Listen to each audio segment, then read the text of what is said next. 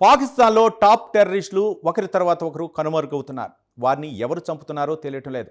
అకస్మాత్తుగా మోటార్ బైక్పై మెరుపు వేగంతో దూసుకురావటం, టార్గెట్ పూర్తి చేసుకొని అదే వేగంతో వెళ్ళిపోవటం జరుగుతోంది. అయితే లష్కర్ కమాండర్ హనీఫ్ రిజ్వాన్ తాజాగా పాకిస్తాన్లో ఇండియాకు చెందిన ఇంటెలిజెన్స్ గ్రూప్ కిరాయి హంతకులతో పాక్ టెర్రరిస్టులను మట్టుబెట్టిస్తోందని ఈద్ నమాజ్ ముగిసిన తర్వాత జరిగిన బహిరంగ సభలో మాట్లాడుతూ అన్నారు.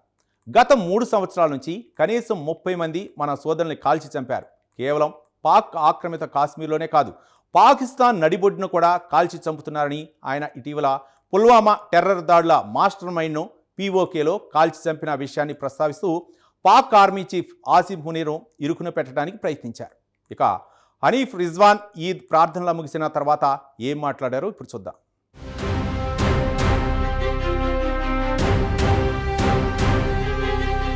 మన పొరుగున ఉన్న పాకిస్తాన్లో ఇండియాలో టెర్రర్ దాడులకు పాల్పడిన టెర్రరిస్టులు ఒకరి తర్వాత ఒకరు కనుమరుగవుతున్నారు. గత 3 సంవత్సరాల్లో కనీసం 30 మంది టెర్రరిస్టులని గుర్తు తెలియని ఆగంతకులు లేపేశారు. అయితే పాకిస్తాన్కు చెందిన టాప్ టెర్రరిస్టులను ఎవరు చంపుతున్నారో అర్థం కాక షరీఫ్ ప్రభుత్వంతో పాటు పాక్ ఆర్మీ చీఫ్ అసీం మునీర్ కూడా తలపట్టుకుంటున్నారు.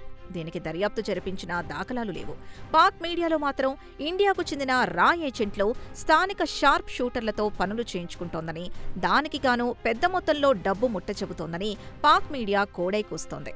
కానీ ప్రభుత్వం నుంచి ఎలాంటి స్పందన లేదు. కొన్ని హత్యలు జరిగిన వెంటనే కాస్త హడావుడి చేస్తుంది తప్ప అటు తర్వాత దర్యాప్తు ఎలా సాగుతుందో కూడా ఎవరికీ తెలియదు. ఆ కేసుల విచారణ అటకెక్కుతోంది. అయితే పాక్ ఆక్రమిత కశ్మీర్తో పాటు పాకిస్తాన్లో కూడా తమ సోదరుల్ని చంపుతోంది ఇండియాకు చెందిన ఇంటెలిజెన్స్ ఏజెన్సీ అని హనీఫ్ రిజ్వాన్ కుండబద్దలు కొట్టినట్లు చెప్పి పాక్ ఆర్మీ చీఫ్ అసీం మునీర్ను ఇరకాటంలో పెట్టాడు.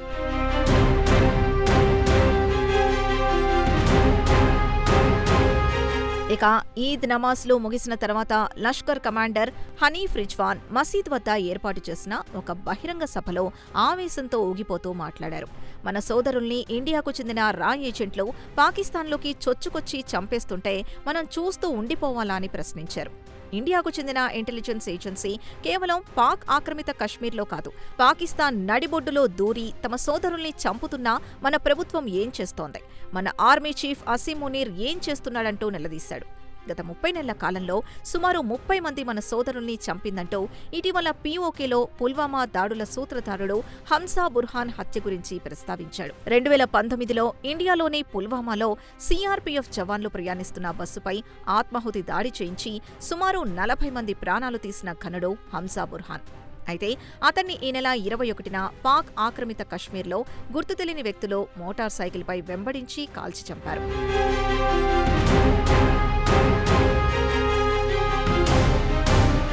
ఇక హనీఫ్ రిజ్వాన్ హంసా బుర్హాన్ గురించి ప్రస్తావించారు. అతన్ని కశ్మీర్లో ప్రశాంతంగా ఉండనీలేదు, అలా అని పీఓకేలో కూడా ప్రశాంతంగా బతకనీలేదన్నాడు. ఇండియాకు చెందిన ఇంటెలిజెన్స్ ఏజెన్సీ పాకిస్తాన్లో తమ ఏజెంట్ల ద్వారా చంపించిందని హనీఫ్ రిజ్వాన్ ఆరోపించారు.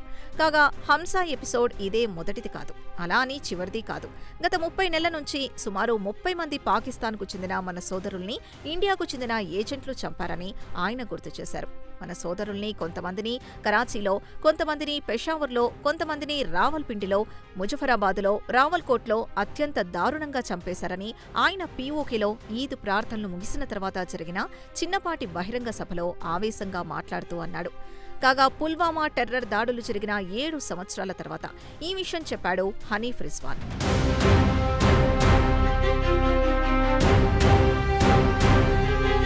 కాగా హంసా బుర్హాన్ విషయానికొస్తే ఇండియాలోని పుల్వామా జిల్లాకు చెందిన రత్నిపోరాకు చెందినవాడు. అల్బదర్ అనే నిషేధిత టెర్రర్ ఆర్గనైజేషన్లో టాప్ ఆపరేషనల్ కమాండర్గా పనిచేశాడు. 2019లో పుల్వామాలో సీఆర్పీఎఫ్ జవాన్లపై టెర్రర్ దాడుల సూత్రధారుడు. అంతకుముందు సీఆర్పీఎఫ్ బంకర్లపై కూడా దాడులు చేయించాడు. ఇక హంసా బుర్హాన్ను ఈ నెల 21న ముజఫరాబాద్లోని ఎయిమ్స్ కాలేజ్ వెలుపల కాల్చి చంపేశారు. కాగా భారత ప్రభుత్వం బుర్హాన్ను 2022లో అత్యంత ప్రమాదకరమైన టెర్రరిస్టుగా ప్రకటించింది. కాగా బుర్హాన్ పీఓకేలో ఒక కాలేజ్లో ప్రిన్సిపల్గా పనిచేస్తున్నట్టు రికార్డుల్లో చూపించారు. వాస్తవానికి కాలేజీని అడ్డాగా చేసుకుని అతడు టెర్రర్ కార్యకలాపాలకు పాల్పడుతుంటాడు.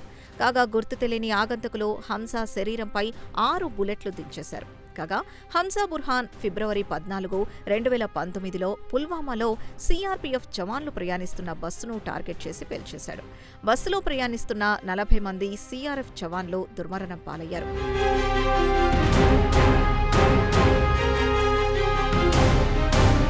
కాగా పాకిస్తాన్కు చెందిన జైషే మొహమ్మద్ ఈ టెర్రర్ దాడికి పాల్పడింది.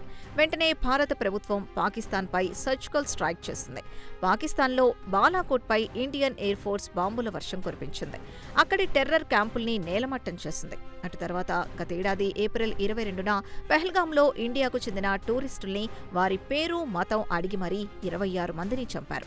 దీంతో కేంద్రంలోని మోదీ ప్రభుత్వం ఆపరేషన్ సింధూర్ పేరుతో గతేడాది మే 7న పాకిస్తాన్పై వైమానిక దాడులు చేసింది. పాక్ టెర్రరిస్ట్ క్యాంపుల్ని ధ్వంసం చేసింది. కాగా ఇండియాకు చెందిన నేషనల్ ఇన్వెస్టిగేషన్ ఏజెన్సీ ఎన్ఐఏ లోతుగా దర్యాప్తు ప్రారంభించింది. పెహల్గాం టెర్రర్ దాడుల వెనుక లాహోర్లో కుట్ర జరిగిందని, పాకిస్తాన్కు చెందిన ఎల్ఈటీ, టీఆర్ఎస్ల హస్తం ఉందని, దీని హ్యాండ్లర్ సైఫుల్లా అలియాస్ సాజిద్ చాద్ లంగ్డా హస్తం ఉందని తేల్చి చెప్పింది. ఇక పెహల్గాం దాడుల్లో పాల్గొన్న వారంతా పాకిస్తానీ పౌరులేనని తేలింది. టూరిస్టులపై దాడులు చేయడానికి ముందు వారంతా పాకిస్తాన్లో ఉన్న హ్యాండ్లర్స్తో మాట్లాడినట్లు కూడా ఇండియన్ ఇంటెలిజెన్స్ వద్ద సాక్ష్యాలున్నాయి.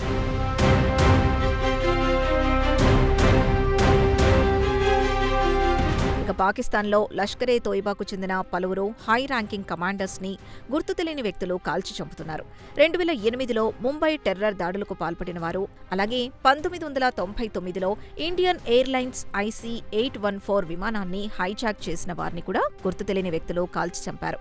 2008లో ముంబై దాడుల సూత్రధారుడు ముదసర్ కాడియన్ కాస్ అలియాస్ అబూ జుందాల్ను గుర్తు తెలియని వ్యక్తులు లేపేశారు. అలాగే ఇండియన్ ఎయిర్లైన్స్ హైజాక్లో పాల్గొన్న మహ్మద్ యూసుఫ్ అజార్ అలియాస్ ఉస్తాద్ చీని కూడా లేపేశారు.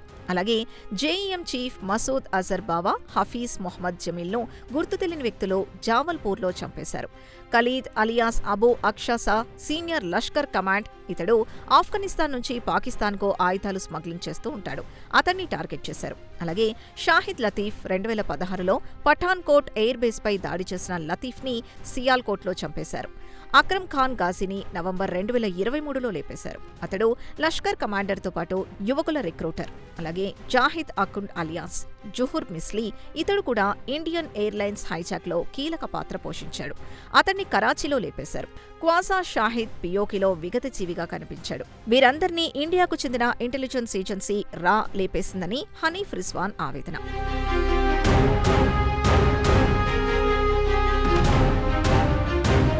మొత్తానికి ఇండియాపై దాడులు చేసిన టాప్ టెర్రరిస్టులో ఒకరి తర్వాత ఒకరు కనుమరుగవుతున్నారు.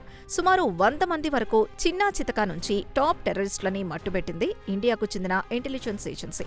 పెద్ద సంఖ్యలో టెర్రరిస్టుల్ని కోల్పోవడంతో ఉన్న టెర్రరిస్టుల్లో మనోధైర్యం తగ్గింది.